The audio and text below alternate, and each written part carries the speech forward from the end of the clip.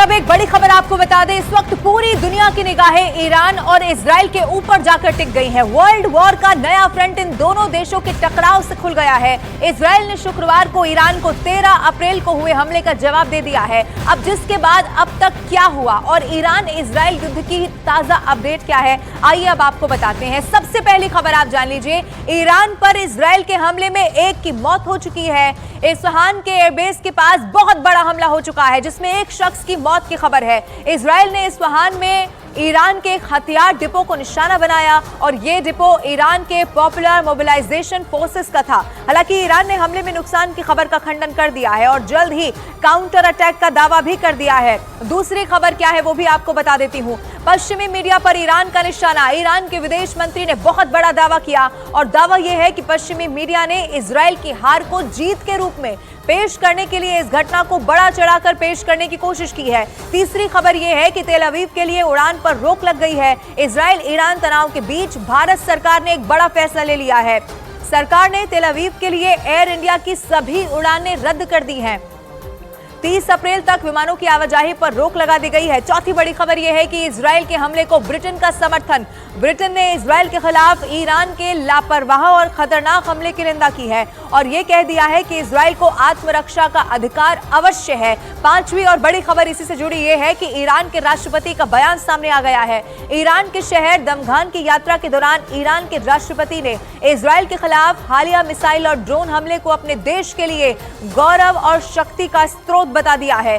छठी खबर यह है कि अमेरिका ने दोहराई कसम। अमेरिकी विदेश मंत्री एंटनी ब्लिंकन ने एक बार फिर से कहा है कि अमेरिका इजरायली सुरक्षा के लिए पूरी तरह से प्रतिबद्ध है। अगर इजराइल किसी भी अपराध में शामिल नहीं है तो अमेरिका उसकी पूरी तरह से हिफाजत करेगा। और सातवीं बड़ी खबर भी इसी से जुड़ी हुई ये है कि इजराइल को हथियार देगा अमेरिका। अमेरिकी अधिकारियों का यह कहना है कि बाइडेन इजराइल के लिए $1 बिलियन के नए हथियार सौदे पर विचार कर रहे हैं।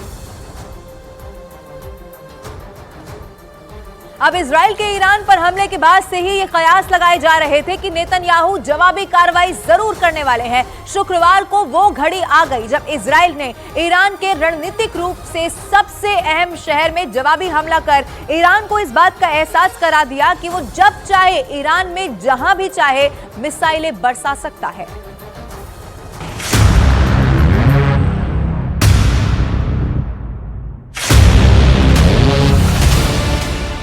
ईरान के यूरेनियम गोदामों पर इजराइल की दस्तक।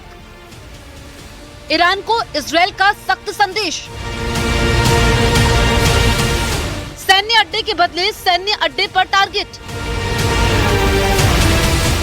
इजराइल ने वॉर कैबिनेट के साथ करीब 5 दिनों तक मंथन के बाद ईरान पर जवाबी हमला किया है। इजराइल का ये हमला बेहद सदा हुआ, बेहद नियंत्रित और जंग के मैदान में ईरान को बहुत बड़ी चेतावनी देने के लिए किया गया। कहावत है कि सांप भी मर जाए और लाठी भी ना टूटे। ईरान के इफ्सान शहर में हमले का प्लान इजराइल ने बहुत सोच समझकर बनाया था। इजराइल के जिगरी दोस्त अमेरिका ने भी उसे यही सलाह दी थी कि ईरान पर ऐसा जवाबी हमला किया जाए जिससे ईरान को ये अच्छी तरह समझ आ जाए कि इजराइल चाह ले तो क्या कर सकता है। ईरान में इजराइल की कार्रवाई इतनी सीमित थी कि इजराइल ने इसकी जिम्मेदारी लेना तक सही नहीं समझा। इजराइल की लगातार आधिकारिक चुप्पी और सैन्य सेंसर ने कई अफवाहों को भी जन्म दिया है। इसमें यह है कि शुक्रवार को ईरान में हुआ हवाई हमला बाहरी नहीं बल्कि अंदर से किया गया था। कई विशेषज्ञों ने तो इसे इजरायली खुफिया एजेंसी मोसाद की कार्रवाई तक बता दिया है। दूसरी ओर अमेरिका ने भी इस हमले पर अभी तक चुप्पी साधी हुई है। And finally, I know there's a lot of interest in reports from the Middle East overnight, and we understand that, we get that. I'm going to say it now, though I know you all will certainly ask me about it, that we do not have any comment on the reports at this time. विशेषज्ञों का मानना है कि कई दिनों की लंबी युद्ध कैबिनेट चर्चाओं और सहयोगी देशों की सलाह के बाद इजराइल ने ईरान पर एक प्रतीकात्मक जवाबी हमला किया ताकि ईरान को सख्त संदेश मिल जाए। ये हमला ईरान के हुक्मरानों को इस बात का एहसास करवाने के लिए था कि अगर शुरुआत में ही इजराइल ईरान के यूरेनियम गोदामों के शहर तक पहुंच सकता है तो भीषण युद्ध शुरू होने पर वो ईरान का नक्शा कैसे बदल कर रख देगा। इस हमले का सीधा मकसद ईरान को ये संदेश देना था कि इजराइल जब चाहे और जहां चाहे ईरान में घुसकर हमला कर सकता है, जिसे ईरान चाहकर भी रोक नहीं पाएगा। तभी तो ईरान को सख्त लहजे में चेतावनी देने वाला अमेरिका भी कुछ इस तरीके का बयान दे रहा है जैसे वो दोनों देशों के बीच जंग नहीं चाहता है।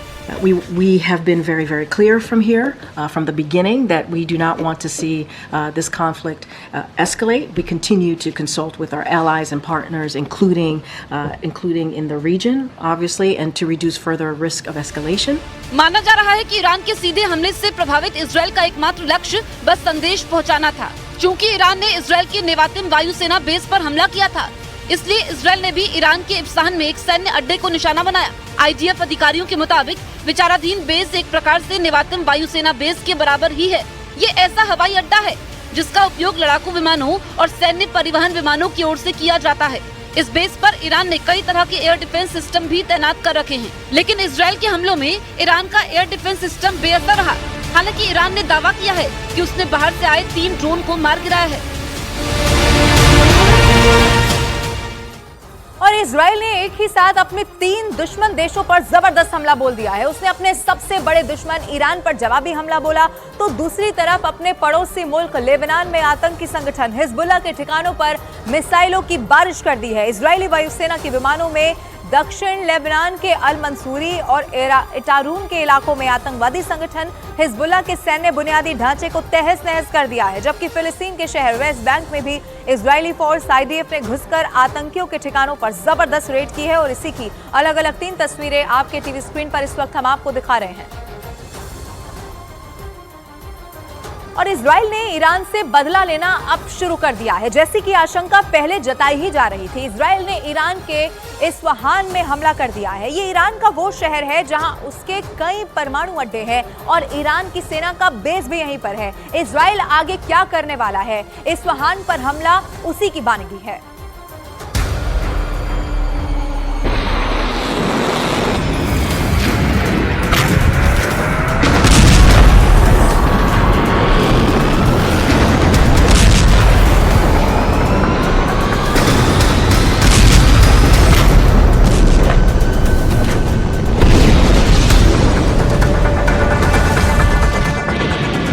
आखिर वही हुआ जिसका डर था। पूरी दुनिया देखती रह गई और इजरायल ने ईरान पर हमला कर दिया। ये हमला कितना भीषण था, इसकी डिटेल आनी अभी बाकी है, क्योंकि पश्चिमी मीडिया में ईरान पर हमले को लेकर अलग अलग रिपोर्ट छप रही हैं। अब तक जो साफ तस्वीर दिख रही है वो ये कि इजरायल ने ईरान पर हमला किया है। मिसाइलों से ईरान के शहर इस्फहान को निशाना बनाया है। अब सवाल है कि इस्फहान ही क्यों बना इजरायल का बदलापुर। सबसे पहले ये बात बहुत ध्यान से समझने की जरूरत है कि ईरान और इजरायल दोनों परमाणु शक्ति संपन्न देश हैं। युद्ध भड़का तो विनाश का दायरा सिर्फ 2 देश नहीं होंगे। परमाणु बम गिरने का असर दुनिया ने सिर्फ द्वितीय विश्व युद्ध में भुगता है और इस बार ईरान इजरायल संपूर्ण रूप से युद्ध मैदान में उतरे तो विनाश की सिर्फ कल्पना की जा सकती है। बहरहाल इजरायल ने ईरान पर हमला कर दिया है और बदलापुर बनाया है ईरान के शहर इस्फहान को। तो यहाँ इस्फहान को क्यों चुना गया, उसकी डिटेल देखिए। इस्फहान, तेहरान और मशाद के बाद ईरान का तीसरा सबसे अधिक आबादी वाला शहर है। इस्लामिक रिवोल्यूशनरी गार्ड कॉर्प्स का प्रमुख सैन्य अड्डा है। इस्फहान में कई न्यूक्लियर प्लांट हैं। ईरान का सबसे बड़ा यूरेनियम प्रोग्राम भी इसी जगह से ऑपरेट होता है। इस्फहान में ईरानी सेना का प्रमुख एयरबेस भी है, जहां ईरान का सबसे बड़ा जहाजी बेड़ा है। इस्फहान में US made F-14 Tom cat लड़ाकू विमान है, जो ईरान को 1979 के इस्लामिक क्रांति से पहले अमेरिका से मिला था। इस लड़ाकू विमान की रफ्तार 2485 किलोमीटर प्रति घंटा है। इसकी कॉम्बैट रेंज 930 किलोमीटर है और इसमें 10 तरह के हथियार लगाए जा सकते हैं, जिसमें रॉकेट, बम और मिसाइलें शामिल हैं। इस्फहान पर हमला कर इजरायल दुनिया को लाउड एंड क्लियर मैसेज देना चाहता है कि वो ईरान की रीढ़ की हड्डी तोड़ने में सक्षम है। कई एक्सपर्ट ने पहले ही आशंका जताई थी कि नेतन्याहू ने ईरान के परमाणु कार्यक्रम को डिरेल करने का मन बना लिया है और इसके लिए सबसे आसान रास्ता इस्फहान शहर को टारगेट करना है। हमले के बाद ईरान ने कहा है कि इस्फहान के सारे न्यूक्लियर प्लांट सुरक्षित हैं। लेकिन यहाँ जो बात नोट करने वाली है वो ये कि इस्फहान पर हमले के बाद अब ईरान की राजधानी तेहरान के न्यूक्लियर प्लांट भी इजरायल की जद में है। इजरायल पहले से संकेत देता आ रहा है कि उसके हमले का टारगेट ईरान के न्यूक्लियर अड्डे हैं और इजरायल ने इस्फहान पर हमला कर ये प्रूव भी कर दिया है। ईरान के पास परमाणु बम बनाने के लिए प्रचुर मात्रा में यूरेनियम है। युद्ध की सूरत में ईरान इसका इस्तेमाल करने से गुरेज नहीं करेगा और यही बात अब सामने आ रही है कि ईरान को परमाणु बम बनाने से कोई नहीं रोक सकता। ईरान के पास सेल्फ डिफेंस का वास्ता देकर इसकी दलील भी अब तैयार है। ईरान के पास 3 अंडरग्राउंड यूरेनियम प्लांट्स हैं। ये प्लांट्स फोर्डो, नाटंज और कॉम में हैं। इसके अलावा रमसर, तेहरान और बुनाब में रिसर्च रिएक्टर फैसिलिटी है और इस्फहान और बुशेर में यूरेनियम कन्वर्जन प्लांट है और एरिक में heavy water reactor production plant है। द सन की रिपोर्ट के मुताबिक इजरायल की ओर से लगातार हमले का डर ईरान के इस्लामिक रिवॉल्यूशनरी गार्ड कॉर्प्स के अफसरों में है। IRGC के एक सीनियर कमांडर ने कहा है कि ईरान की परमाणु सुविधाओं के खिलाफ हमले की इजरायली धमकियों की वजह से ईरान को अपने परमाणु सिद्धांत की समीक्षा करनी पड़ सकती है। ईरान ने कहा है कि उसका परमाणु कार्यक्रम पूरी तरह से शांतिपूर्ण उद्देश्यों के लिए है। ये बात बहुत पहले क्लियर हो चुकी है कि ईरान परमाणु शक्ति बनने की दहलीज पर है। एक्सपर्ट मानते हैं कि ईरान कम से कम 6 महीने में अपने किसी सीक्रेट जगह पर परमाणु बम बनाने में सक्षम है। जाहिर है, युद्ध की सूरत में ईरान के परमाणु बम बेस पर नहीं रहेंगे, बल्कि ईरान उनका इस्तेमाल कर सकता है। सवाल है, इस सूरत में इजरायल क्या करेगा? जाहिर है, कार्रवाई करेगा, क्योंकि उसके हाथ भी खाली नहीं है। अब आते हैं उस सवाल पर कि दोनों ओर से परमाणु बम चले तो विनाश किस स्केल पर होगा। दावा है कि ईरान में बम गिरते ही 3.5 लाख लोगों की मौत हो सकती है। ईरान में 8.5 लाख से अधिक लोग घायल हो सकते हैं। वहीं अगर इजरायल में परमाणु बम गिरा तो 1,25,000 से ज्यादा लोग मारे जा सकते हैं, जबकि इजरायल में कम से कम 3,20,000 लोगों पर इसका असर पड़ सकता है। दावा है कि जहां परमाणु बम गिरेगा वहां के 2.5 किलोमीटर के दायरे में भीषण तबाही होगी और 7 किलोमीटर का इलाका रेडिएशन से बुरी तरह प्रभावित होगा। एटम बम की जहरीली हवा से लाखों लोग मरेंगे, लाखों जख्मी ही नहीं होंगे, आने वाली पीढ़ियां भी इसके असर से नहीं बच पाती। हिरोशिमा और नागासाकी में परमाणु बम का हमला इसका गवाह है।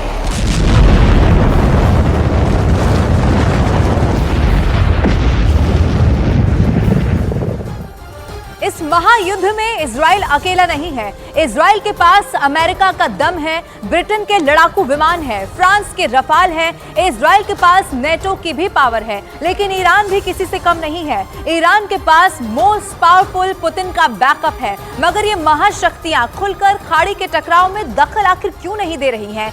क्या है सुपर पावर का वॉर प्लान? स्पेशल रिपोर्ट में देखिए, क्या ईरान कराएगा वर्ल्ड वॉर?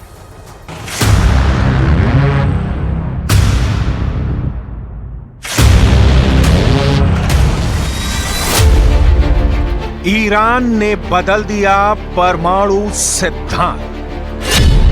इजरायल के एटमी अड्डे पर ड्रोन स्ट्राइक का अलर्ट। बारूदी प्रहार के बाद टकराएंगे न्यूक्लियर बम। महाशक्तियां कब तक दूर से देखेंगी तमाशा। ईरान इजरायल टकराव का लेवल हदें पार कर रहा है। मिसाइल और ड्रोन अटैक से आगे अब एटमी हथियार का शोर उठने लगा है, क्योंकि इजरायल ने ईरान के परमाणु सिटी को टारगेट बनाया है। पहले 13 अप्रैल को ईरान ने इजरायल को धुआं किया था। अब इजरायल ने ईरान में घुसकर धमाका किया है। ईरान की मिसाइल स्ट्राइक के जवाब में इजरायल ने न्यूक्लियर सिटी में तबाही का ट्रेलर दिखाया है। दो जानी दुश्मनों के बीच वार पलटवार का दौर असल में अब शुरू हो गया है। ईरान इजरायल को मुंह तोड़ जवाब देने की रिहर्सल कर रहा है। वहीं इजरायल हमले से उबरने से पहले ही ईरान को दहलाने का दम भर रहा है। लेकिन ये बारूदी टकराव जल्द परमाणु युद्ध में बदल सकता है, क्योंकि दोनों देशों की तरफ से फर्स्ट टारगेट एटमी ठिकाने ही सेट किए गए हैं। ईरान और इजरायल दोनों तरफ से ऐलान किया गया है कि युद्ध में सबसे पहले परमाणु अड्डे तहस नहस किए जाएंगे, यानी सबसे भयावह खूनी नरसंहार का प्लॉट तैयार है। एटमी हथियारों की टक्कर हुई तो हाहाकार मच सकता है, क्योंकि इजरायल और ईरान का परमाणु जखीरा पूरे एशिया महाद्वीप में एटमी सुनामी ला सकता है। ऐसे हालात बनने के बाद भी दुनिया के सबसे ताकतवर मुल्क क्या सिर्फ तमाशबीन बने रहेंगे? क्या अमेरिका और रूस खाड़ी में चल रहे बारूदी टकराव को दूर से देखते रहेंगे? मोस्ट पावरफुल नेशन की रणनीति क्या है? पर्दे के पीछे रहकर क्या महाशक्तिशाली देश दुनिया को खतरे में झोंक रहे हैं? कौन क्या कर रहा है? सबसे पहले ये जानते हैं। इजरायल का सबसे बड़ा हमदर्द कहे जाने वाले अमेरिका का डबल स्टैंडर्ड देखिए। CNN के मुताबिक ईरान पर हमले से ठीक एक दिन पहले गुरुवार को अमेरिका के रक्षा मंत्री लॉयड ऑस्टिन ने इजरायली रक्षा मंत्री योव गैलेंट से फोन पर बात की थी। इस दौरान दोनों नेताओं ने ईरान के हमले और मिडिल ईस्ट में तनाव कम करने को लेकर चर्चा की थी। हालांकि पेंटागन के स्टेटमेंट में ईरान के खिलाफ जवाबी कार्रवाई को लेकर किसी भी चर्चा का जिक्र नहीं किया गया है। जाहिर है अमेरिका का स्टैंड क्लियर नहीं है। इजरायल के साथ होकर भी सुपर पावर ने तनाव कम करने के लिए कोई ठोस कदम नहीं उठाया है। अमेरिका और नाटो के देश ईरान पर पुराने ढर्रे वाले दांव आजमा रहे हैं, जिसका कोई असर कभी हुआ नहीं है। अमेरिकी ट्रेजरी डिपार्टमेंट की तरफ से एक बयान में कहा गया है कि अमेरिका ने ईरान के यूएवी प्रोडक्शन में लगे 16 लोगों और 2 संस्थाओं को बैन कर दिया है। इसमें ईरान के शाहिद वेरिएंट यूएवी को पावर देने के लिए इंजन बनाने वाली कंपनी शामिल है। ईरानी वाहन निर्माता बहमन ग्रुप की 3 सहायक कंपनियों को भी प्रतिबंधित किया गया है। ईरान के निर्यात को टारगेट करते हुए लाइसेंस मिलने में मुश्किलें खड़ी करने का प्लान भी अमेरिका ने बनाया है। वहीं ब्रिटेन ने रिवोल्यूशनरी गार्ड कॉर्प्स की नेवी सहित 7 लोगों और 6 संस्थाओं पर प्रतिबंध लगा दिया है। पश्चिम देश पिछले कुछ साल से ईरान पर बार बार प्रतिबंध लगाते आए हैं। ब्रिटेन ने ईरान पर 400 से ज्यादा आर्थिक प्रतिबंध लगा रखे हैं, लेकिन ईरान इन प्रतिबंधों की परवाह कभी नहीं करता, क्योंकि ईरान किसी के आगे झुकने को तैयार नहीं। तो इसके पीछे की पावर है व्लादिमीर पुतिन की दोस्ती। हालांकि इजरायल ईरान टकराव में रूस भी दूर बैठकर सही वक्त का इंतजार कर रहा है। प्रेसिडेंट व्लादिमीर पुतिन ने मंगलवार 16 अप्रैल को ईरान के राष्ट्रपति रईसी से फोन पर बात कर संयम बरतने के लिए कहा था। लेकिन हालात बदलने पर रूस खुलकर ईरान के साथ खड़ा होगा, इसमें किसी को शक नहीं, क्योंकि यूक्रेन युद्ध में रूस का साथ देने वाला ईरान सबसे बड़ा देश था। रूसी सैनिकों ने ईरान के शाहिद 136 ड्रोन के इस्तेमाल से यूक्रेन में कई फ्रंट पर तबाही मचाई थी। रूस और ईरान लंबे वक्त से एक दूसरे के सच्चे साथी के तौर पर पहचाने जाते हैं। यूक्रेन युद्ध के दौरान पुतिन ने ईरान का दौरा भी किया था, मगर रूस सीधे तौर पर खाड़ी युद्ध में उलझने को फिलहाल तैयार नहीं, क्योंकि यूक्रेन युद्ध ही रूस को भारी पड़ रहा है। नए फ्रंट में दखल देखकर पुतिन रूस की सेना को कमजोर नहीं होने देंगे। वहीं अमेरिका किसी भी सूरत में खाड़ी के टकराव में सीधे तौर पर शामिल होने से बच रहा है, क्योंकि इस इलाके में अमेरिका का युद्ध इतिहास बहुत कड़वा रहा है। खाड़ी मुल्कों की जंग में अमेरिका को सिर्फ नुकसान ही झेलना पड़ा है।